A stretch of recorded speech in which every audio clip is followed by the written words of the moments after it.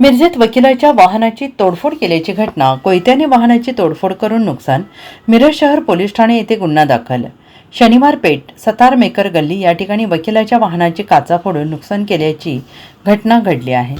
काका पुतण्यामध्ये झालेल्या वादातून पुतण्याने कोयत्याने काकाच्या वाहनाच्या काचा फोडून नुकसान केलं आणि या प्रकरणी वकील व्यवसाय करणारे अनवर हुसेन सतारमेकर वय वर्ष 55 राहणार शनिवार पेठ सतारमेकर गल्ली यांनी मिरज शहर पोलिसात तक्रार दिली आहे।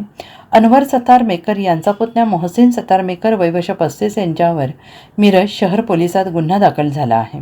कर्ज काढण्यास कागदपत्रे गोळा करून देत नाहीस असं म्हणून मोहसिन सतारमेकर यांनी शिवीगाळ करून लोखंडी कोयत्याने त्यांच्या वाहनाच्या काचा फोडून सुमारे 20,000चे नुकसान केले आहे।